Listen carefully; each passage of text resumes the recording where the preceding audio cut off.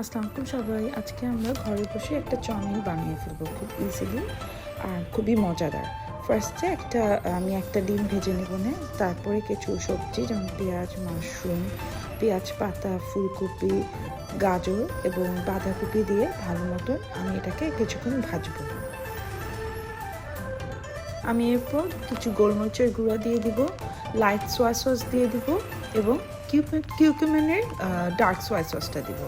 এখানে আমি একটু চিলি সস দিয়েছি আর ওয়েস্টার সস দিয়েছি, যেটা রেকর্ড করতে ভুলে গিয়েছিলাম। সাথে একটা চিকেন কিউব দিয়ে দিব, ভালো মতো মিক্স করে চিলি টমেটো ক্যাচআপটা দিয়ে দেবো। আর হচ্ছে আমার নুডলসের সাথে একটা মশলা আসছিলো, মশলাটা অ্যাড করে দিয়েছি, ডিম অ্যাড করে দিয়েছি। আগেই বললাম এটা একটু ঝাল চাউমিন টাইপের হবে, যারা ঝাল পছন্দ করেন তাদের খুবই ভালো লাগবে। এরপর আমি আমার যত রকমের নুডলসগুলো আমি সিদ্ধ করেছিলাম দিয়ে দিয়েছি, সাথে সেসামি অয়েল দিয়ে কাঁচামরিচ এবং পেঁয়াজ কাঁচা দিয়ে গার্নিশ করে দিয়েছি।